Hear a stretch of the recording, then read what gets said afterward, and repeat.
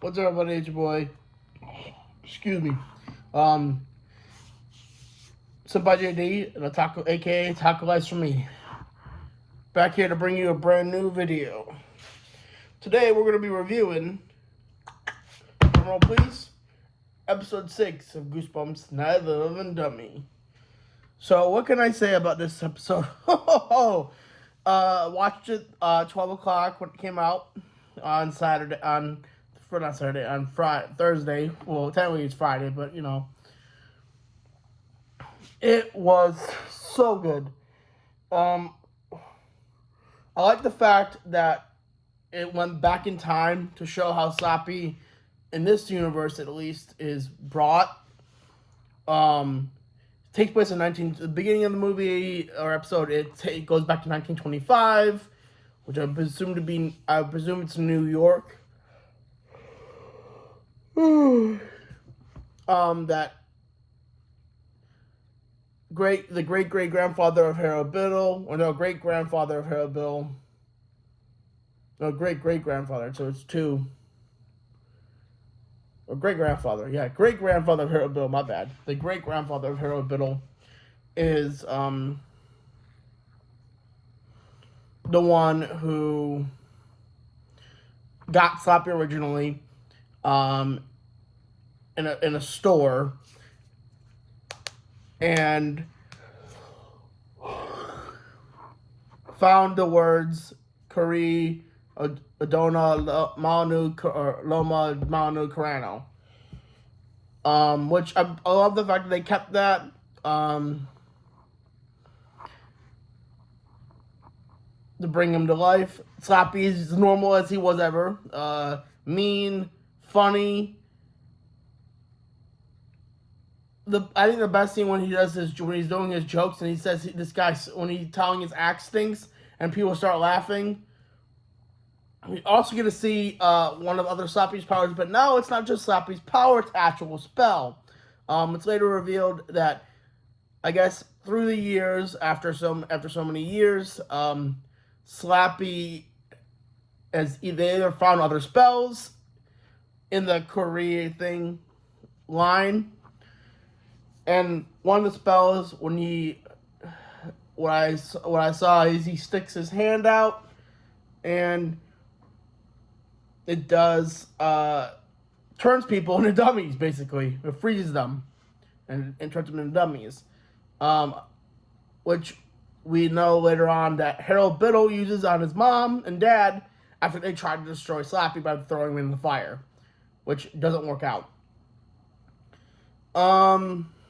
Slappy is also I think that one of the sad parts is that the great grandfather, two great grandfathers of Harold Biddle, the guy who found Slappy, originally chose Slappy over his family because all he wanted to do was be rich and famous. Well, originally what he wanted to do was be able to make money for his family, and he thought his calling was magic. Well, he wasn't that good of a magician at first, and then Slappy comes around, and he's becoming a better magician. But he realizes that at the end, later on in the middle of his life, that Slappy is evil, and that he's basically not going to go along with Slappy's plans anymore. Slappy wanted to do something, but I do not know what it is. Hopefully we'll figure out further. It involved another spell. Anyways, Harold Biddle, or not Harold Biddle's great grandfather. I think it's Elias Biddle, but one of the two. It's either Elias or Ephraim. I don't know, so don't quote me on it. I forgot. I think it's Elias though. In the 1960s, moves to the area that the show takes place in. Bricks up Slappy inside the walls of the place in the basement.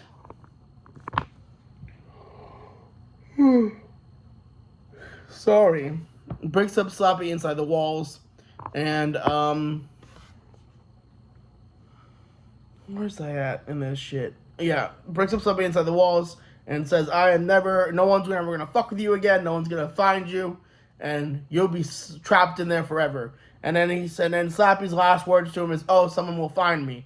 Which later on, when Elias dies, or I'm just gonna call him E. When E dies, because he's either Elias or Ephraim. I don't know which one. I think it's Ephraim though. For some reason, I don't know why. When Ephraim, I'm just gonna go out Ephraim. When Ephraim dies, his great granddaughter inherits the house in 1993 with Biddle coming with Harold Biddle and her husband and everyone. We go we go there. Harold Biddle already comes off as weird. He has no friends. He's been bullied a lot. His pets are worms and a bunch of other things. Where was I at in this shit? Sorry, guys. I am so tired. Yeah. His friends are worms, or his pets are worms, and it's revealed that he's been severely bullied before moving here. I would say even having some kind of trauma. He's also very much a loner.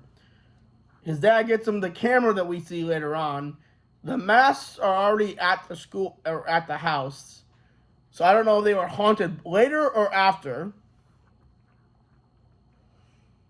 But the camera is given to him by his father. That's what he uses to get into the photo club that we see Sarah, Margot's mom, in.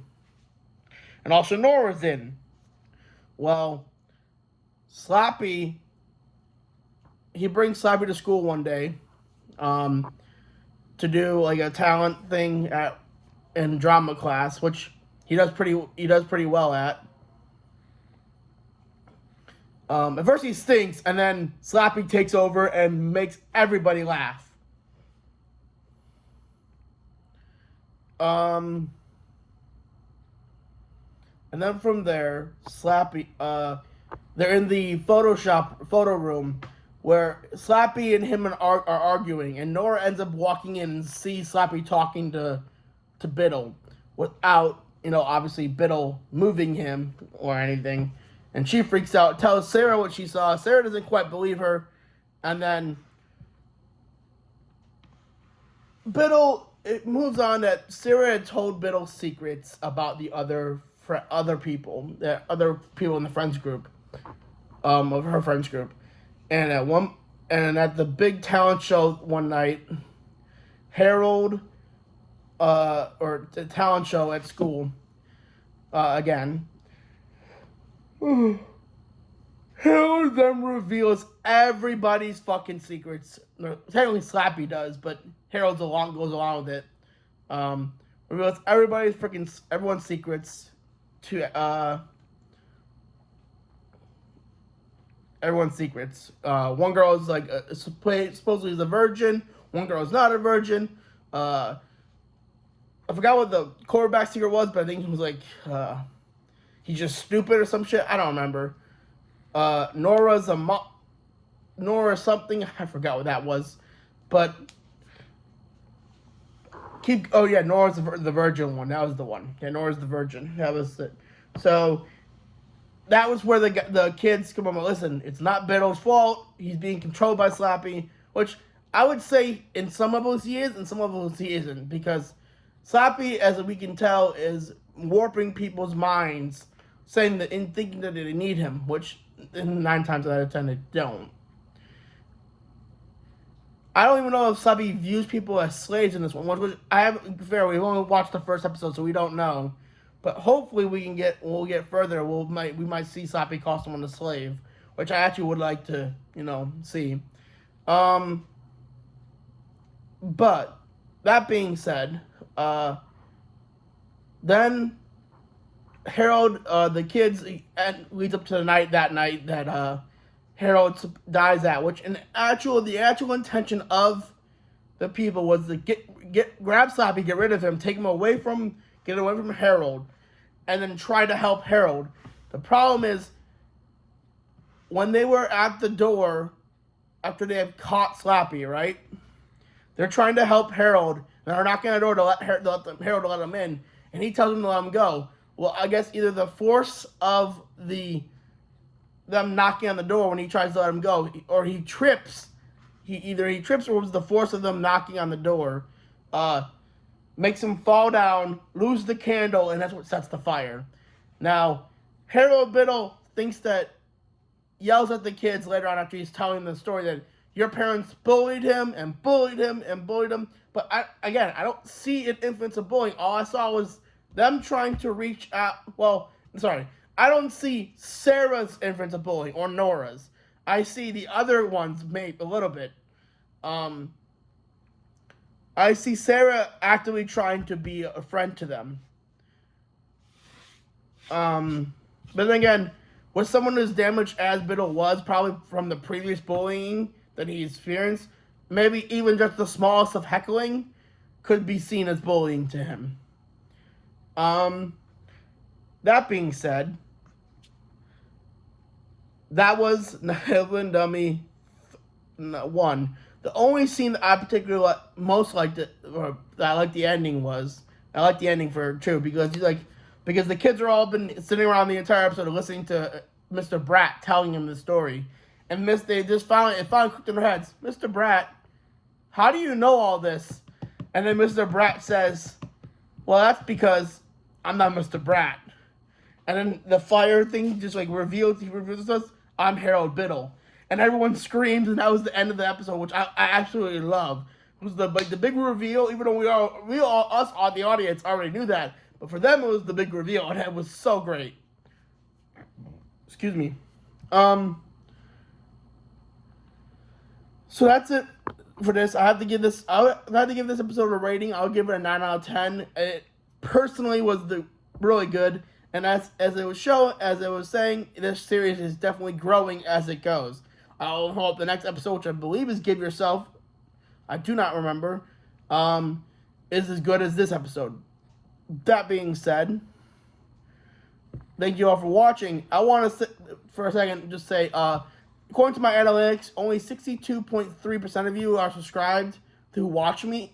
No, 62.3% of you who watch me are not subscribed. And that makes me a little sad. If you watch me and you enjoy watching my content, please subscribe. Helps me out. Helps me out knowing that you guys like this. It will help me make further videos and help me further my YouTube career. Thank you all for watching, and I will see you in the next video. Peace. Don't forget to subscribe, guys. Yeah. I said, whoa. First, let me hop out the motherfucking Porsche. I got 2D girls riding on my dick like a horse. Burn Figmas on Figmas, these people can't stop me. 2D girls fucking be senpai's new hobby. Pull the pencil out the tip to your waifu, I'm the king of this shit. Waifu's flocking from the nation just to come hear me spit. Got the 2D game unlocked, if you ain't bout this